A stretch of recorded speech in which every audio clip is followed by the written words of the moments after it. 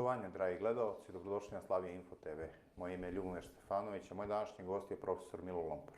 Gospodin Lompar, dobar dan, drago mi je ste gost.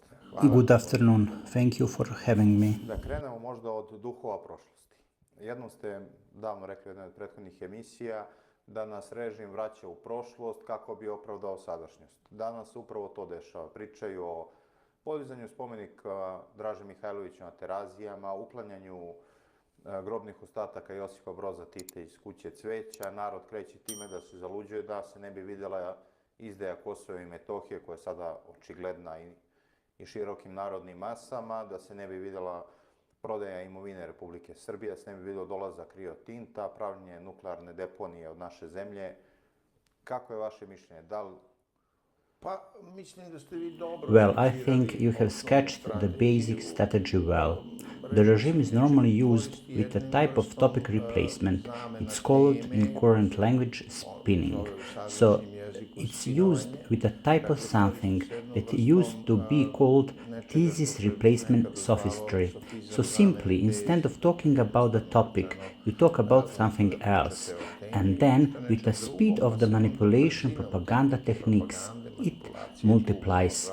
That is, you talk about something else, then someone else replies what you said, and then someone else says something else, and so on. In that change, lose the first factor in question.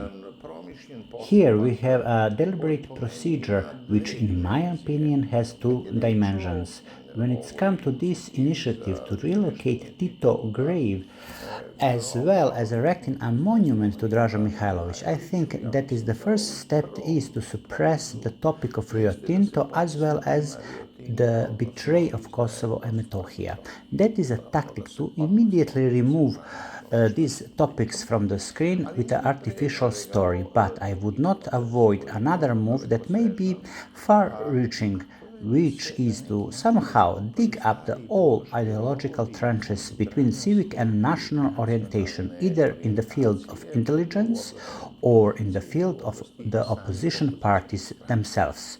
Because, you see, when it's come to Draža Mihajlović, I stand on a point of view that is known from before and which was quite clearly formulated by one of the world's greatest historians, Ian Kershaw, who is known for his monumental biography of Adolf Hitler in 2 volumes, which has been translated here as well. But in one of his other books, Europe between 1919 and 1949, in one place, speaking of Europe, he says that there were 2 anti-fascist movements of the territory of the Kingdom of Yugoslavia, one led by Draža Mihajlović and the other by Josip Broz Tito. And now he defines them, what they were like and similar. And we're now faced with the fact that we should now believe the communist-inspired historiography, what has lasted here for 40 years and which is interwoven with a whole series of historical inaccuracy and falsification, and we should not believe eminent historians who have no motivated relationship that in the last 10 or for 15 years they have been evaluating the thing the way we are evaluating it. It is undeniable that Draža Mihajlović was the leader of the anti-fascist movement. He was not a collaborator. The cooperation of some military units of the Yugoslav army with the occupying Italian units, as Mr. Momčilo Đujić says, that can be considered as a technical cooperation with the interest of reducing civilian casualties and future pressure of the German occupation forces on the civilian population. But you should know that the top of communist partisan movement led by Milovan Đilas negotiated in Zagreb with Mr. Velebit, a prominent Ustaša fascist leader. These are so-called March negotiations. You have the statement of Milovan Đilas in which he testifies that an agreement was reached, then that in the event of Allied force landing on the Adriatic coast, they would jointly lead the fight against them. Of course, maybe it was just mutual deception in one way or another. It was also said there that the main opponent of that movement was the movement of Mr. Draža Mihajlović, so we could not draw the conclusion from that they were anti-fascist movement, but they were That's it. They were part of the tactics during the war. The fate of Draža Mihailović was decided at the conference in Tehran, when Churchill's initiative to land in the Balkans was rejected, and practically the fate of Eastern Europe was left to Stalin. This was confirmed later at Yalta. Therefore, we should not talk about Draža as a Serbian traitor, because he simply wasn't that. That is not true. On the other hand, General Milan Nedić, the president of the Serbian government in occupied Serbia, was a collaborator. He became one because he had to. He was not ideologically close to Nazi-fascistic movement, and in my opinion it cannot be said that he was a Quisling, because he was ideologically not belonging to that group, but he was a man who assumed the historical responsibility at one point in the time to manage that was left of Serbia under a practically blackmailed by fascists. As you know, he was supported by an entire intellectual elite. For example, the president of the Royal Academy, Aleksandar Belić, was among those who support the anti-communist appeal of Nedić government. So, from the historical fact to erecting a monument is a long way. Because you have some general awareness, you have formed opinions, you have a struggle of ideas, you have disagreements. That's all takes time. The monument must be an expression of a general agreement or to the greatest extent possible. I want to express my opinion of Draža Mihailović because I think the following is very important.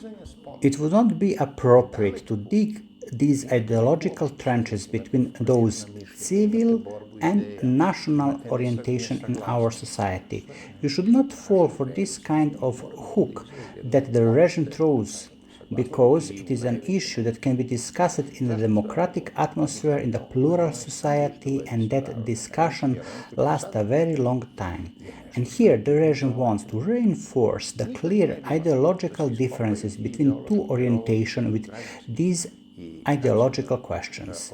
As someone who advocates for a kind of compromise, for a kind of joint action against a regime that I evaluate both in the national and democratic sense as absolutely unsatisfying, so I believe that this issue should be removed from the agenda. We cannot fall for it to that the regime of Aleksandar Vučić offer us, and to overlook that all this is being done in order to moderate the current criticism of the regime and to express disagreements among the opposition. But on the other hand, you should not act as if these differences do not exist. Yes, they do exist. There are people who think the opposite of me, and we can discuss it when the circumstances in this country are regular, normal, since the circumstances in this country are not regular, because in this country the constitution is not respected, laws are not respected, territorial integrity is not respected. The President of the Republic, Aleksandar Vučić, in multiple returns violates the constitution, which is a form of cope. Civil rights are not respected, the right to protest is not respected, which all result in arrest of people who participate in protest, and so on. I believe that these topics, they are not important here at all, but their aim is to prevent a movement that has started in this society. I see that is a good moment that prominent representatives of the Serbs from Kosovo and Metohija, Dr. Marko Jakšić and Moma Trajković, spoke with people from the Proglas group. I also see that a meeting of the opposition leaders with Marko Jakšić and Moma Trajković was announced. Because the Serbs live in Kosovo, they are living witnesses of the suffering of the Serbs in Kosovo, which is happening before the eyes of the whole world. It's obvious that there is a social movement whose goal is to reach an agreement on issues that are of importance to elementary life, and this ideological, difficult question can wait for another better time and not replace the basic question, which is, why is the so-called Ohrid Agreement being implemented, which deprives Serbia of all authority on the territory of its southern province of Kosovo? Who gave consent for it?